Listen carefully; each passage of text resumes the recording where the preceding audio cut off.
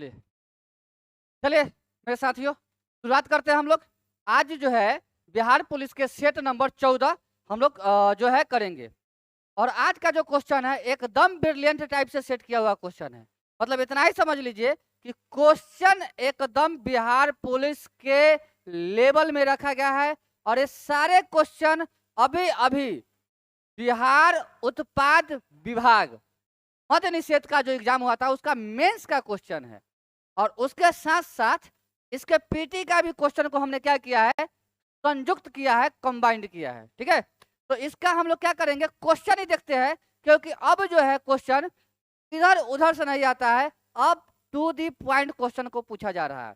तो आप इस बात को समझने के लिए तैयार हो जाइए कि अब क्वेश्चन ज्यादा क्षेत्रफल के दृष्टिकोण से नहीं आएगा, बल्कि बस उतना ही पॉइंट को पढ़ना है जितना से प्रीवियस पूछा गया है। तो जहां जहां से प्रीवियस पूछा गया है उस सारे क्षेत्र को हम लोगों ने क्या किए हैं, गहराई से पढ़ लेंगे। और हमारी वीडियो में वो आपको सब कुछ दिखेगा। आप अगर प्रीवियस बनाते होंगे तो आपको मिलता होगा, एक एक सवाल आपको हमारे वीडियो से मिलता होगा। अगर आप प्रीवियस बनाते होंगे तब आप जाके बना के देखिए, आप बना के देखिए तो सही। आप प्रीवियस बनाइए, अगर एक एक क्वेश्चन नहीं मिला तो फिर कहिएगा, गर्दन कटवा लेंगे हम। एक एक क्वेश्चन मिलेगा, अपनी गर्दन दाव पे लगा रहे हैं, समझ रहे हैं। गर्दन से सबको प्यार होता है और हमारा तो खासकर ज्यादा ही है। नहीं, खैर चलिए हम लोग स्टार्ट करते हैं और क्वेश्चन को देखते हैं। समय बिल्कुल बर्बाद नहीं करेंगे, क्योंकि अब अपने पास समय नहीं है बर्बाद करने के लिए। क्योंकि एक कहावत नहीं है, पटना है तो जल्दी पटो, नहीं तो जल्दी हटो। नहीं समझे, एक कहावत अभी ट्रेंडिंग में है, बड़ा यूट्यूब पर चलता है, हम देखे हैं और फेसबुक पर देखे हैं, पटना है तो जल्दी पटो और नहीं तो हटो। वही बात यहाँ है, ठीक ना। जितना जल्दी हो सके क्वेश्चन के कराते हैं और हम भी हट जाते हैं। और सिलेक्शन जहां से हो पाएगा कोचिंग वहीं पकड़िए, भीड़ देख के भागिए मत। भीड़ का हिस्सा बनिएगा, भीड़ में ही मर जाइएगा, समझे। तो भीड़ का हिस्सा मत बनिए, भीड़ का वजह बनिए, भीड़ का हिस्सा नहीं बनिए। अब देख रहे हैं फलाना जगह बहुत कोचिंग में बच्चा है, वहां चल गए आप, नॉलेज कहाँ बट रहा है वो देखो, बच्चा कहाँ है मत देखिए। क्वांटिटी पर मत जाइए, क्वालिटी पर जाइए। क्वालिटी आपको सफलता दिलाएगा, वरना तुम भीड़ के हिस्से में जाते रहोगे आते रहोगे, जाते रहोगे आते रहोगे, सफलता के करीब नहीं पहुंचोगे। क्योंकि जहां भीड़ होती है वहां समय भी बर्बाद बहुत ज्यादा होता है और क्वालिटी भी कम जाती है, समझे। हम बहुत सारा उदाहरण दे सकते थे, लेकिन खैर हम बर्बाद नहीं करना चाहते हैं समय आपका भी, क्योंकि आपका समय बहुत कीमती है। हम कोशिश करेंगे कि आपको सारा क्वेश्चन को सेटिस्फाइड समझा दे, इससे संबंधित टोटल जो है फैक्ट्स को बता दे और अपना काम कर जाए, उतर जाए। और हाँ, अगर आप लोग वीडियो देखना चालू करते हैं तो पूरा वीडियो देखिए, 1 to लेकर 20 क्वेश्चन तक, शुरुआत से लेकर अंत तक वीडियो देखिए। ये नहीं कि आए लाइक किए कमेंट्स किए चले गए। हमारा अभी मेरा टेक्निकल टीम बता रहा था कि कुछ है आपके चैनल पे आपका स्टूडेंट जो आता है, लाइक कर देता है, कमेंट्स कर देता है और चला जाता है, वॉच पूरा नहीं करता है। तो हम एक बात आपको बता दें, आप मेरा चेहरा देखने आते हैं, क्वालिटी देखने आते हैं, मेरा क्वालिफिकेशन देखने आते हैं, चेहरा मत देखिए, मेरा चेहरा अच्छा नहीं है, हम बदसूरत इंसान है। मेरे अंदर का क्वालिटी देखिए, यदि आपको देखना ही है तो। मुझे चेहरा लेके नहीं जीना है, मुझे क्वालिटी लेके जीना है। मैं अभी तक अपने चेहरा पर कभी ध्यान नहीं दिया, ये सच्चाई है। मैं चेहरा के लिए जीता ही नहीं हूँ। हम समझते हैं अगर क्वालिटी है ना तो हम चमकेंगे, चेहरा की वजह से नहीं, अपने अंदर के गुण के वजह से, समझे ना। चलिए खैर बातें करेंगे अपने बारे में, बाद में बात करेंगे। पहले हम अपने को जो है नॉलेजेबल बनाते हैं। पहला सवाल क्या है, एक परमाणु इकाई के क्रिटिकल बनने का क्या अर्थ है। देखिए सवाल कितना मस्त है। अब सवाल का लेवल देखिए, ये सारे सवाल जो है एग्जाम से एकदम वहां से उठाया गया है और यहाँ पेस्ट किया गया है। अब ऐसा क्यों किए हम तो बोले थे कि नया क्वेश्चन आपको देंगे, प्रीवियस नहीं देंगे। ऐसा इसलिए किए क्योंकि ये मेंस का क्वेश्चन है, आपको अभी किसी भी प्रकार के किताब में नहीं मिलेगा। अभी अभी बिहार उत्पाद विभाग में पूछा हुआ क्वेश्चन है, जिसमें हम भी बैठे थे। तो ये जो है अभी पूछा हुआ क्वेश्चन है, ट्रेंडिंग में है, क्या पता इसी में से 5 को कट करके यहाँ पेस्ट किया जाए, समझे। तो आपसे मेरा विनती है और अनुरोध भी है कि पूरा वीडियो वॉच कीजिए पहला, उसके बाद कमेंट में पॉजिटिव कमेंट कीजिए।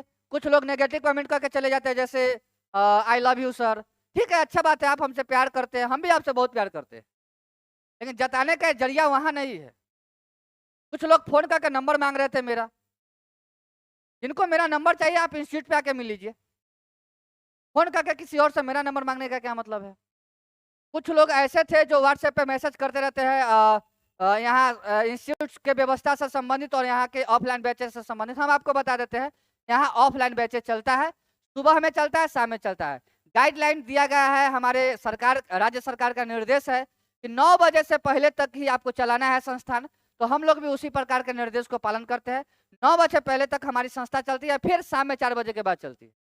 उसके बाद बीच में दिन भर जो है ऑनलाइन वीडियो शूट होता है, जिसमें केवल हम लोग रहते हैं, यहाँ किसी प्रकार का स्टूडेंट नहीं होता। ठीक है, तो अगर आप लोग आसपास के हैं, जो लोग कर रहे हैं कॉल, जो लोग विशेष बैचेस से संबंधित जानकारी चाहते हैं, आप लोग जो है प्रतिभा फाउंडेशन के ऑफलाइन सेंटर पर आकर यहाँ टेक्निकल टीम से मिल लीजिए।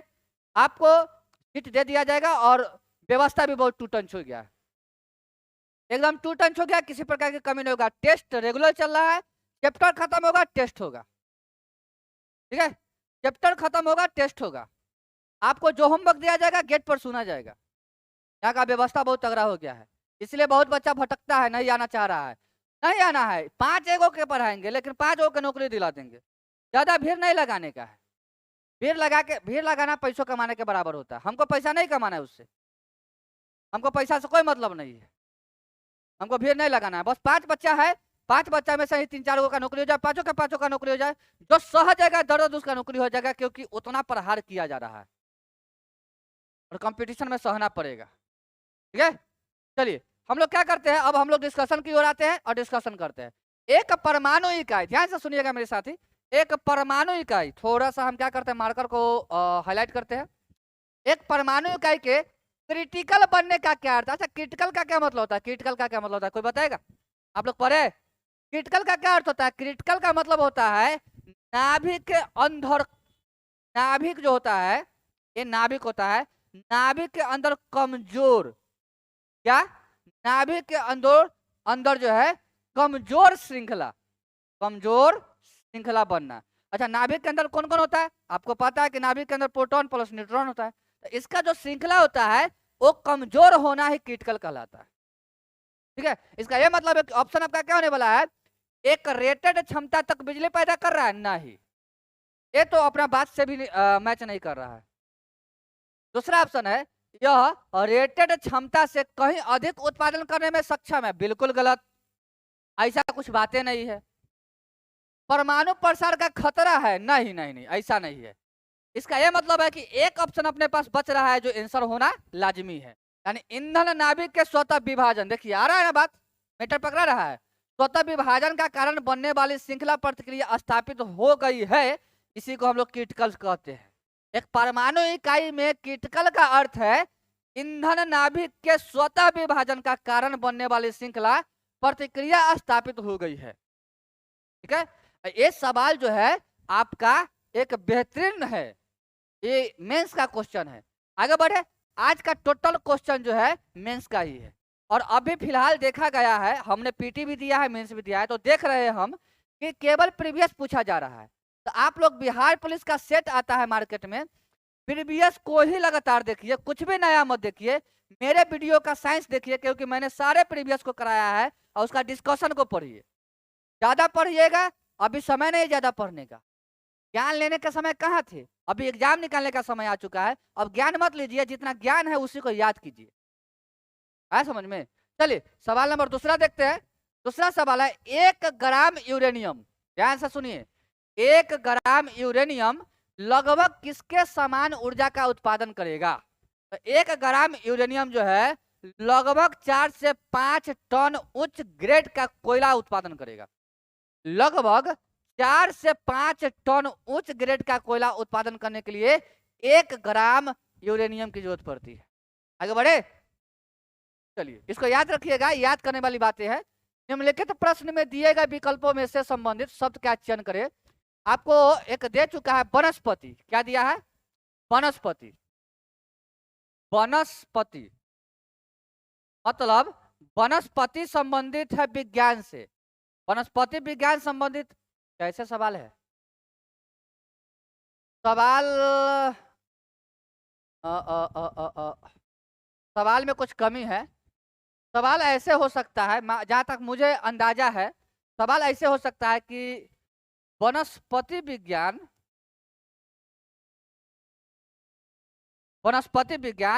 संबंधित है पौधा से। तो बताइए कीट विज्ञान किससे संबंधित है? कीट विज्ञान किससे संबंधित है, यहाँ भरना है। तो कीट विज्ञान कीट से संबंधित होगा। किससे संबंधित होगा? कीट से। तो कीड़ा मकोड़ा कहिए चाहे कीट कहिए, ए सवाल होगा। अगर होगा ओरिजिनल सवाल होगा तो ए सवाल होगा कि वनस्पति विज्ञान पौधा से संबंधित है तो कीट विज्ञान कीड़े मकोड़े से यानी कीट से संबंधित होगा। वनस्पति विज्ञान को जो है जनक थियोफ्रेटस को मानते हैं। किसको?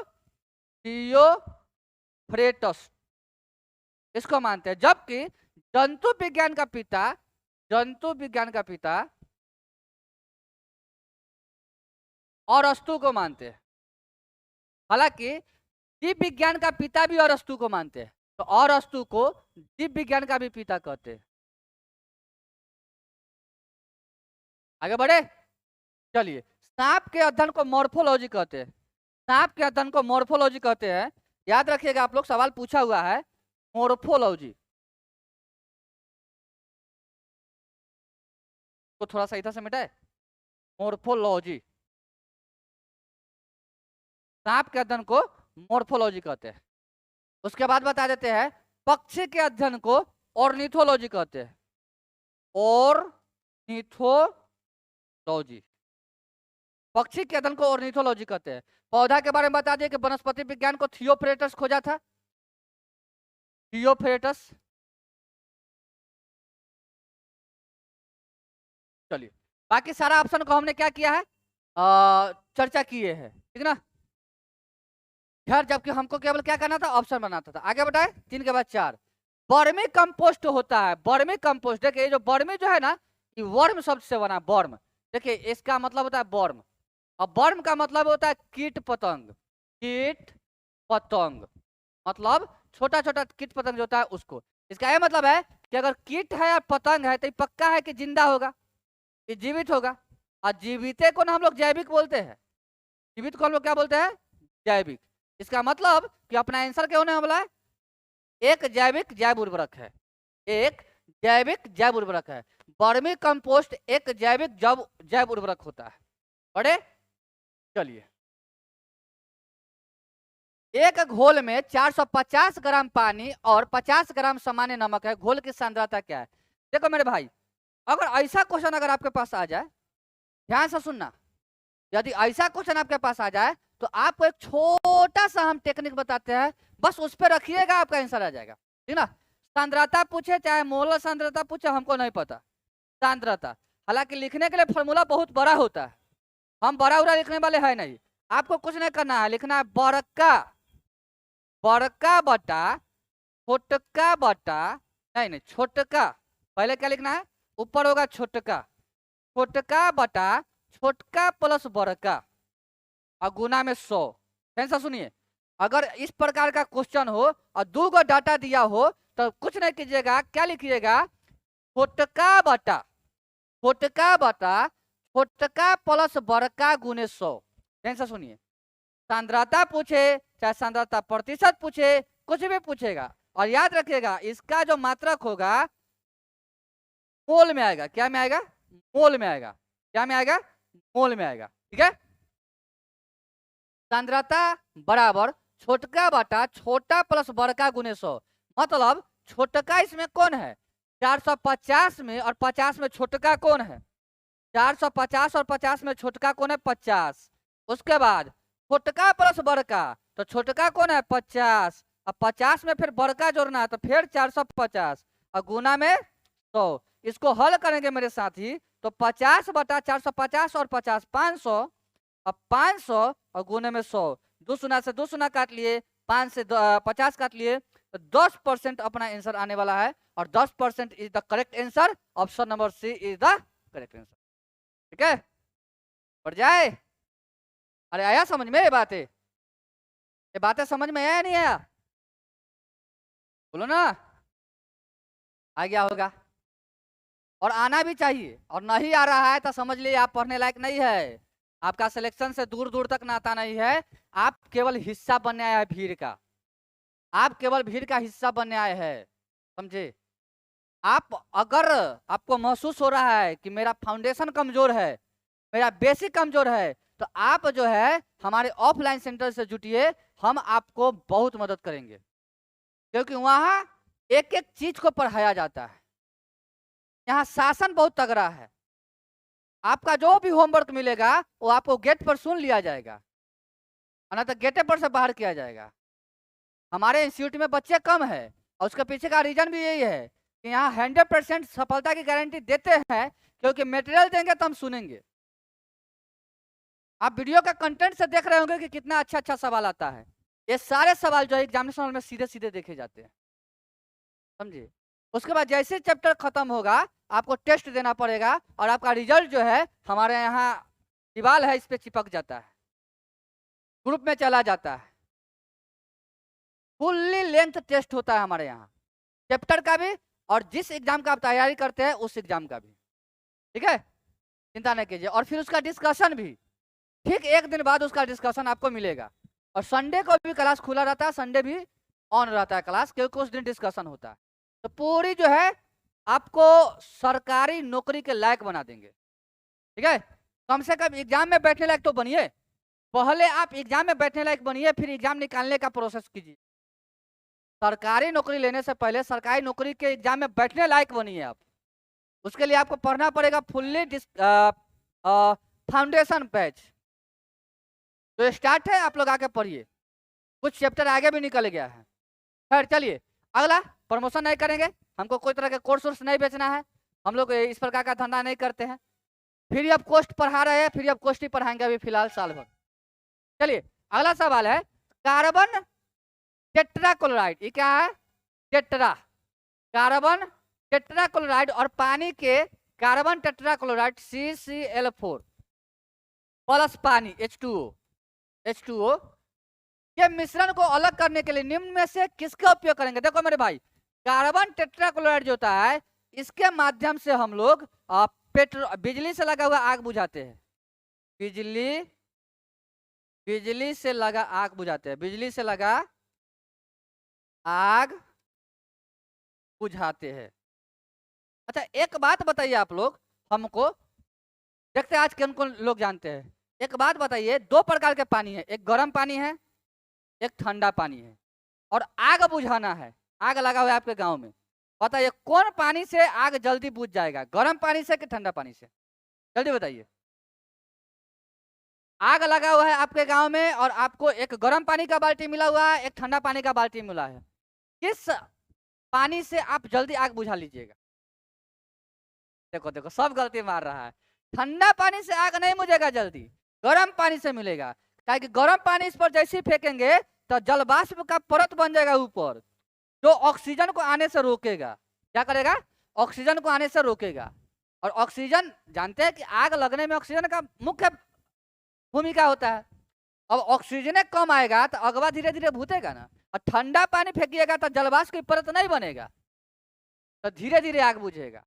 इसलिए गर्म पानी से आग पहले बुझेगा, ठंडा पानी से आग लेट से बुझेगा, ठीक है। तो आप लोग अभी तक जो है ठंडा पानी मार रहे हैं, नहीं नया जानकारी मिला ना आपको, अरे साइंस का मास्टर है, एकदम जोर जोर जानते हैं, जोर जोर क्या होता है कैसे होता है सब बता देंगे। चलिए अगला सवाल देखिए, इस सवाल का मतलब है कार्बन टेट्राक्लोराइड और पानी को अगर अलग करना, ये दोनों को अलग करना है तो उसके लिए हमको सेपरेटिंग फनल विधि लगाना पड़ेगा। कौन सा विधि लगाएंगे, सेपरेटिंग फलन विधि। अच्छा आसवन विधि से क्या करते हैं हम लोग, आसवन विधि से जलवाष्प को जल से अलग करते हैं, जल से जलवाष्प निकालते हैं, जलवाष्प निकालना। फिर से सुनिएगा, आंशिक आसवन विधि से क्या करते हैं नहीं पता, लेकिन अगर आपको पूछेगा प्रभाजी आसवन से क्या करते हैं, तो प्रभाजी आसवन से क्या करते हैं, प्रभाजी आसवन से क्या करते हैं, पेट्रोल साफ करते हैं। क्या करते हैं, पेट्रोल समुद्र के पेट्रोल साफ करते हैं, पेट्रोल साफ करते हैं, ठीक है। और आंशिक आसवन विधि से समुद्र के पानी को साफ करते हैं, आंशिक आसवन विधि से समुद्र के पानी साफ करते हैं, यानी समुद्र के पानी साफ करते हैं। चलिए आगे बढ़े।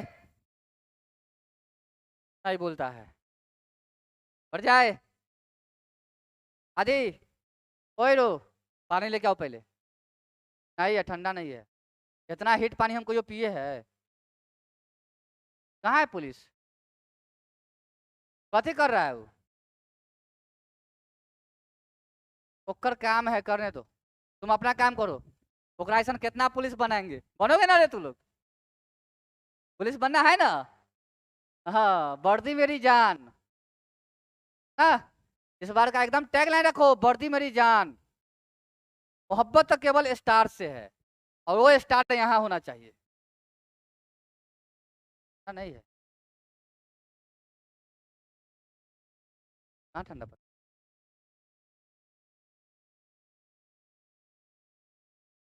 चलो अगला सवाल देखते हैं। तत्व एक्स जिसका परमाणु क्रमांक 16 है, परमाणु क्रमांक 16 है, वह तत्व को हम लोग सल्फर बोलते हैं। क्या बोलते हैं? सल्फर। सल्फर का जो है तत्व का सूत्र होता है एस। और आपको बता दे, सल्फर जो होता है शुरुआत में S8, यानी कि ये बहुपरमाणुक होता है। क्या होता है? ये S8 है, बहुपरमाणुक होता है, बहुपरमाणुक S8 होता है। और रबर को मजबूती देने के लिए, मतलब मजबूती मतलब कठोर बनाने के लिए सल्फर मिलाते हैं। उसमें क्या मिलाते हैं? सल्फर मिलाते हैं। प्याज के गंध में, लहसुन के गंध में, ये दोनों के गंध में सल्फर का मात्रा होता है। क्या मात्रा होता है? सल्फर का मात्रा होता है। और बता दे, सल्फर एक प्रकार का अधातु है। क्या है? अधातु है। कैसे पता चलेगा? तो सल्फर का परमाणु संख्या होता है एस का होता है 16। कितना होता है? 16। इसका परमाणु नंबर होता है 32। तो हम लिख सकते हैं 16 के 2, 8 और 2 10, और 10 और 6 16। देखिए अंतिम में कितना आया? 6। आपको हम एक बात बता दे कि अंतिम में 1, 2 और 3 आएगा तो वो होगा धातु। क्या होगा? धातु। अंतिम में 4 आएगा तो वो होगा उपधातु। क्या होगा? उपधातु। और अंतिम में आएगा 5, 6, 7 तो वो होगा अधातु। क्या होगा? अधातु। और अंतिम में आ जाएगा 8 तो ये हो जाएगा अक्रिय गैस। क्या हो जाएगा? अक्रिय गैस। इसका यह मतलब है कि अंतिम में कितना आया है? 4 आया है। तो अंतिम में 4 आया है, इसलिए हम लोग क्या मारेंगे? अंतिम में आया है 6, और अंतिम में संयोजी इलेक्ट्रॉन 6 आया है, इसलिए हम लोगों के क्या है? अधातु है। क्या है? अधातु है। अरे बोलो ना, मेटर समझ में आया? टोटल एक एक बात जो है हमने तोड़ा है। और भी तोड़ सकते थे, लेकिन समय बर्बाद नहीं करना है, क्योंकि अब हम आपको रिवीजन कराने आए हैं, सिखाने नहीं है। सिखाने के लिए ऑफलाइन बैच चलता है, और ये टारगेट है, ये टारगेट क्लास है, यहाँ से क्वेश्चन छपेगा। तो अंतिम समय है, इसलिए जो है सिखाएंगे नहीं, रिवीजन कराएंगे, ऐसा क्वेश्चन पूछा जाएगा। बढ़े आगे 7 के बाद 8। बुलेट प्रूफ स्क्रीन चाहे बुलेट प्रूफ जैकेट में जेना ग्लास लगा हुआ रहता है। कौन ग्लास लगा रहता है? जेना ग्लास। पायरेक्स ग्लास से हम लोग परख नली बनाते हैं। क्या बनाते हैं? परख नली बनाते हैं। लेबोरेटरी में आप जाइएगा तो देखिएगा ग्लास रहता है, इस प्रकार का ग्लास रहता है, और उजला उजला एकदम खूब चमकता रहता है। उसके अंदर कुछ डालिएगा तो आर पर खूब साफ दिखेगा। तो वो जो होता है पायरेक्स कांच का बना होता है। किसका बना होता है? पायरेक्स कांच का बना होता है। चलिए आगे बढ़े। निम्नलिखित में से किसमें सबसे अधिक न्यूट्रॉन होते हैं? अच्छा, न्यूट्रॉन को खोजा कौन? James Chadwick. James Chadwick. सबसे अधिक अनुभार होता है इसका, अनुभार सबसे अधिक, सबसे अधिक होता कहाँ है? नाभिक के अंदर। कहाँ होता है? नाभिक के अंदर, नाभिक के अंदर। कौन खोजा था इसको? रदरफोर्ड। कौन खोजा? रदरफोर्ड। न्यूट्रॉन जो है, हाइड्रोजन में न्यूट्रॉन कितना? हाइड्रोजन में न्यूट्रॉन कितना? हाइड्रोजन में न्यूट्रॉन 0। हाइड्रोजन में न्यूट्रॉन 0। उसके बाद आपको बता दे कि सबसे कम ऊर्जा कहाँ है न्यूट्रॉन के पास? सबसे कम ऊर्जा न्यूट्रॉन के पास सबसे कम ऊर्जा। उसके बाद आप बता देते हैं सबसे अधिक न्यूट्रॉन किस में होते हैं। अब यहाँ आइए, अब इस क्वेश्चन का डिस्कशन कराते हैं। इसमें क्या है, थ्योरम है। न्यूट्रॉन क्या होता है मेरे साथी, हम एक बात बता देते हैं, हम आपको सिखाइए देते हैं। चलिए यहाँ सोडियम है, क्या है, सोडियम है। तो सोडियम का परमाणु संख्या होता है 11 और सोडियम का परमाणु द्रव्यमान होता है 23। ठीक है, तो ये जो 11 है इसका अलग अलग नाम है। इसको बोलेंगे हम लोग इलेक्ट्रॉन, इसी का नाम है प्रोटॉन और इसी का नाम है परमाणु संख्या, परमाणु संख्या। इलेक्ट्रॉन प्रोटॉन परमाणु संख्या नीचे वाला, और ये जो है 23 यह परमाणु द्रव्यमान, परमाणु द्रव्यमान। और परमाणु द्रव्यमान और परमाणु संख्या के अंतर को न्यूट्रॉन कहते हैं। मतलब अगर हमको न्यूट्रॉन यहाँ से निकालना है न्यूट्रॉन, तो क्या करना पड़ेगा, 23 में से 11 घटाना पड़ेगा, तो कितना आएगा 12। उसी प्रकार से यहाँ घटाइए, 59 में से 26 घटाइए तो 9 में से 6 गया तो 3 और 5 में से 2 गया तो 3, तो यहाँ आया 33। यहाँ घटाइए, 61 में से 9 गया तो 2 और 5 में से 2 गया तो 3, यहाँ आया 32। इसको घटाइए, 61 में से 30 गया तो 31, यहाँ घटाइए 60 में से 30 गया तो 30। देखिए सबसे अच्छा, 60 में से 30 गया तो 30 और जेडन प्लस है, मतलब 2 को खो दिया है, तो खो दिया तो 2 को घटाइयो लेंगे, यानी 28 से बचाई। इसका मतलब सबसे बड़का कौन है, 33, तो यही आंसर चला जाएगा। सबसे ज्यादा न्यूट्रॉन 33 के पास है। अच्छा यहाँ जेडन +2 था, तो +2 रहेगा तो 2 घटाएंगे, कहा कि 2 को इलेक्ट्रॉन क्या किया है, खो दिया है। और देने वाला प्लस, देने वाला प्लस और लेने वाला माइनस, लेने वाला माइनस, देने वाला प्लस। तो इसने 2 दिया है, तो 2 दिया है इसलिए क्या करेंगे, घटा लेंगे, कहा कि इसको अब दे दिया तो घट ना जाएगा जी। चलिए आगे बढ़े। न्यूट्रॉन के बारे में इतना बातें हम आपको बताया, होता बहुत है। जब चैप्टर पढ़ाएंगे, ऑफलाइन में पढ़ाते हैं, तो हम लोग जो है पूरा सीरियल वाइज दिखाते हैं न्यूट्रॉन, उससे बाहर क्वेश्चन नहीं जाता है। तो इसलिए हम आप लोगों को हिदायत दिलाते हैं कि फाउंडेशन पढ़िए, आइए आप मिलिए हमसे, बच्चा मत समझिए और इंस्टीट्यूट को नया नहीं समझिए। हम लोग बहुत अनुभवी अनुभवी टीचर यहाँ है, हम लोग बोलते बहुत कम है, हम लोगों को चिकारने चिल्लाने की आदत नहीं है, क्योंकि हम लोग हंस के जो है सारे परेशानियों को सहते हैं और अगला को तैयार भी करते उसी हिसाब से, क्योंकि हम लोग उस परिवार से आए हैं, उस परिवार से निकल के आए हैं जहां हम लोगों को सुविधा कम मिला है, फिर भी हम लोगों ने पढ़ाई में कोई कमी नहीं किया है, अपने जिज्ञासा में कोई कमी नहीं किया है, अपने मनोबल में और अपने जो है हौसले में किसी प्रकार की कमी नहीं होने, ठीक ना। चलिए खैर आगे बढ़ते हैं। 9 के बाद 10, समुद्र के पानी से नमक को अलग करने के लिए हम लोग क्या करते हैं, वाष्पीकरण भी करते हैं और क्रिस्टलीकरण भी करते हैं। तो ए और सी आंसर सही है। समुद्र के पानी से नमक को अलग करने के लिए निम्नलिखित में से किस विधि का उपयोग करते हैं, तो वाष्पीकरण और क्रिस्टलीकरण, मेंसुरेशन नहीं करते हैं, ठीक है। चलिए 10 के बाद 11, 11 नंबर सवाल देखिए।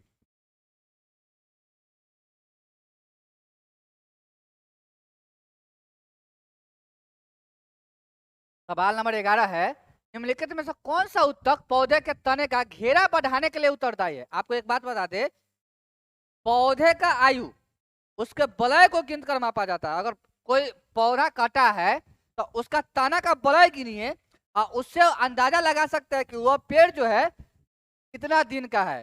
तो पौधे की आयु, पौधे की आयु उसके वलय से पता चलता है, उसके वलय गिनकर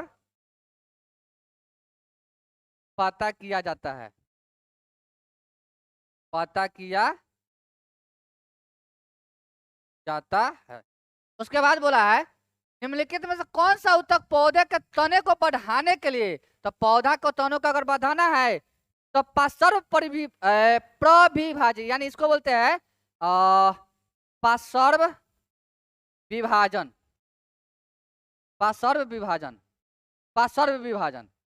एक किताबी भाषा है, आपके ऑप्शन में यही लिखा हुआ था ओरिजिनल पीटी मेंस के क्वेश्चन में, तो हमने उसी को कॉपी एंड पेस्ट किया है। आपका किताबी भाषा यह है पार्श्व विभाजन, ठीक ना। लेटरल मेरिस्टेम्स इंग्लिश में लिख सकते हैं, लेटरल मेरिस्टेम्स, लेटरल मेरिस्टेम्स। चलिए आगे बढ़े। जीवित सरल उत्तक जो पौधे के बढ़ते भागों को सहारा प्रदान करते हैं, तो यह कॉलेन काइमा है।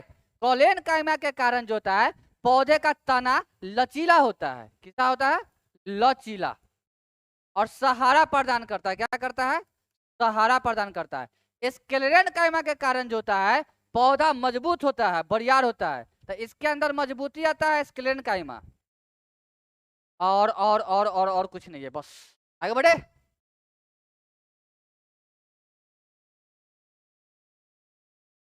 बारह नंबर सवाल हो गया। टोटल 20 क्वेश्चन है, हम लोग करते हैं। अब मस्ती के साथ कीजिए और मारिए टेस्ट और देखिए आपका नंबर कितना आ रहा है।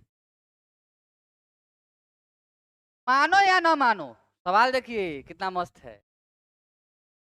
सवाल देखिए, सवाल ये सब पूछा हुआ क्वेश्चन है, ओरिजिनल।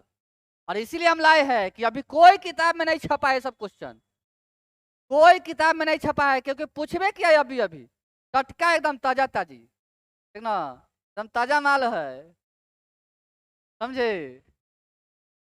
चलिए, मानो या ना मानो, आपके नाखून, बाल और त्वचा समान पदार्थ से बने होते हैं। यह जानवरों के खुरों और सीनों में भी है। यह एक प्रोटीन है जिसे क्या कहते हैं? तो आपको पता होना चाहिए, जानवर के खुर्रा और सींग, नाखून, बाल, त्वचा, इस सब में किरेटिन प्रोटीन होता है। कौन प्रोटीन होता है? किरेटिन प्रोटीन होता है। कल भी इस पे जो है क्वेश्चन था और मैंने बताया था कि किरेटिन प्रोटीन जो होता है बाल में और नाखून में होता है। ठीक है, नाखून, बाल, त्वचा, भैंस, बैल, जानवर के सींग, ये सब में किरेटिन प्रोटीन होता है। बड़े 13 के बाद 14 वायुजनित रोग है। बाकी सारा रोग वायुजनित है, कि तपेदिक भी वायुजनित है, डिप्थीरिया भी वायुजनित है, निमोनिया भी वायुजनित है। तो सारा के सारा जो रोग है ये वायुजनित है। आगे बढ़े, 14 के बाद 15 4 ओम प्रत्येक प्रतिरोध वाली 3 रेजिस्टेंस को एक बाहु त्रिभुज, मतलब एक त्रिभुज है, इस प्रकार से त्रिभुज है, और इस त्रिभुज को जो है इस प्रकार से प्रतिरोध के साथ क्या किया है, हमरा बनाने नहीं आता है। एक त्रिभुज है जिसमें 3 प्रतिरोध है, ए बी सी।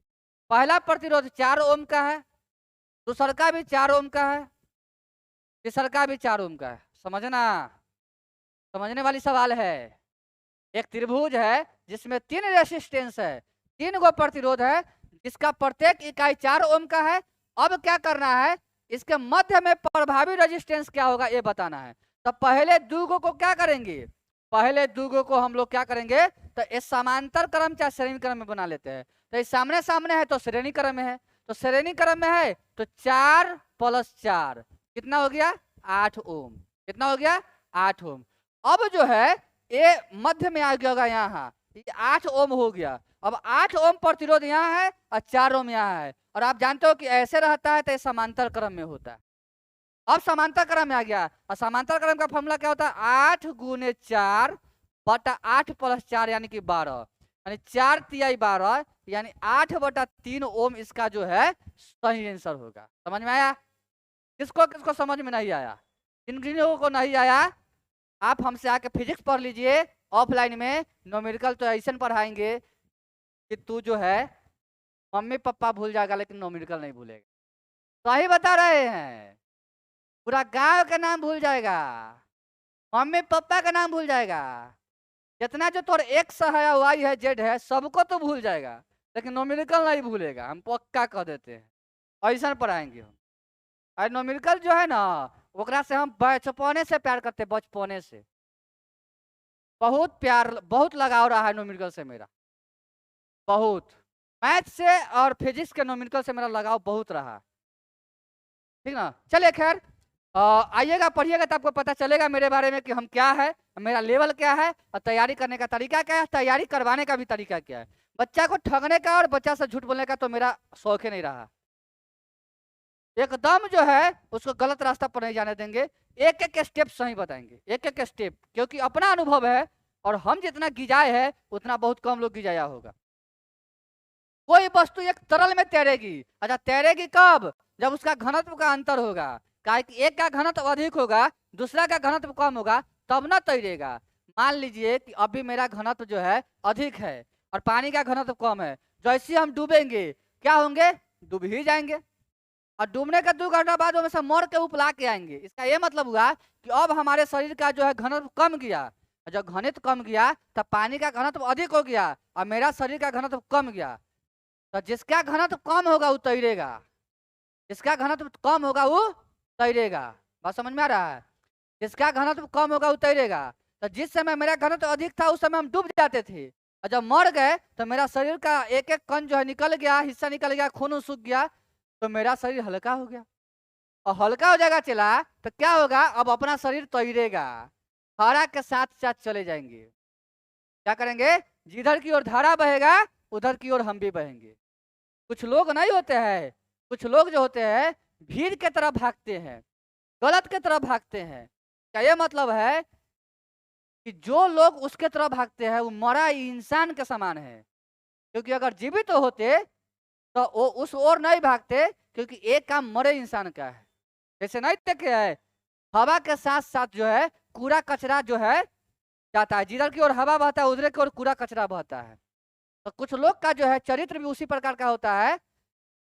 तो वैसे इंसान को आप कूड़ा कचरा मान सकते हैं, क्योंकि वह जो है हवा के साथ बहते हैं, इधर की ओर हवा बहा उधर की ओर वो भी क्या किए, बह गए। चलिए खैर 16 के बाद 17, निम्नलिखित में से कौन सी प्रक्रिया दीर्घ तरंग विकिरण का भाग नहीं है? बिखरना। दीर्घ तरंग जो होता है वो कभी नहीं बिखरता है, और सबसे अधिक तरंग दैर्घ्य दीर्घ तरंग का होता है। सबसे अधिक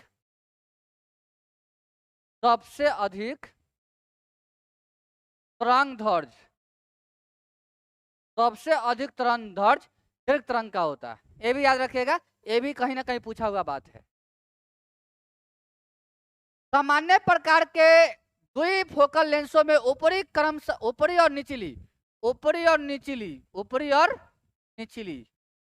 निचली क्रमशः होते हैं। देखिए एक ग्लास है, कल भी इस पे सवाल था, ऊपर वाला जो होता है वो उत्तल लेंस होता है, और नीचे वाला जो होता है ये अवतल लेंस होता है। तो उत्तल लेंस जो होता है ये दूर की वस्तु को देखने के लिए, और अवतल लेंस जो होता है वो नजदीक की वस्तु को देखने के लिए। इसका यह मतलब है कि इस प्रकार के दोषी को जरा दूरदर्शिता हो चुका है, जरा दूरदर्शिता हो चुका है।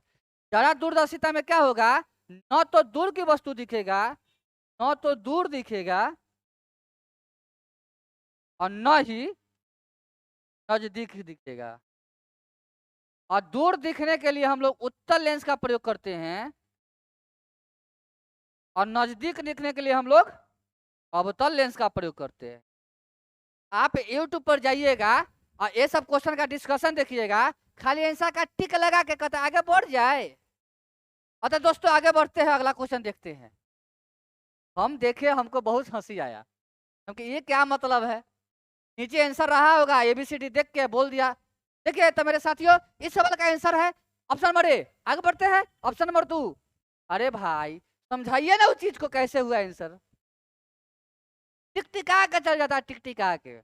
हम वो काम नहीं करते हैं, साइंस का मास्टर है, जहां तक कहिएगा वहां तक बताएंगे, वो गहराई तक ले जाएंगे जहां तक होता भी नहीं है। हम गहराइयों के ऊपर टाइटैनिक की तरह डुबा देंगे, जो खोजने में सबका हालत खराब हो जाएगा, उतना साइंस का जानकारी है।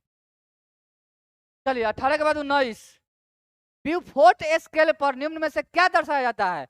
पवन की गति। बहते हुए जल की गति को हम लोग वेंचुरी मीटर से मापते हैं, वेंचुरी मीटर।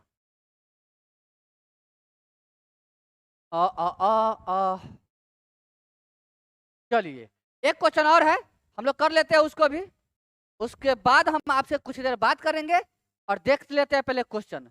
पादप कोशिका में तीक्ष्णता और कठोरता जिसके द्वारा प्रदान की जाती है वो है आपको कोशिका रस से भरी रिक्तिका। पादप कोशिका में तीक्ष्णता और कठोरता कब होगा, जब कोशिका रस में जो है उसका अंदर का जो गैप है वो गैप भर जाएगा। कोशिका के अंदर जो होता है गैप होता है, वो गैप भर जाएगा तो खुद कठोर हो जाएगा। समझिए, बात समझ में आया? इसलिए इसका आंसर ये हो जाएगा। ये तीनों ऑप्शन के बारे में हम कल भी बहुत अच्छा से चर्चा किए थे। इसको ट्रैफिक कंट्रोलर कहते हैं, इसको माइटोकॉन्ड्रिया को पावर हाउस ऑफ एनर्जी कहते हैं, और राइबोसोम को प्रोटीन फैक्ट्री कहते हैं। ठीक है, इसका खोज ऑल्टमैन किया था, जबकि किया नहीं था, बायोब्लास्ट बोला था इसको। ऑल्टमैन माइटोकॉन्ड्रिया का खोज नहीं किया था, इसको बोला था कि ये बायोब्लास्ट है।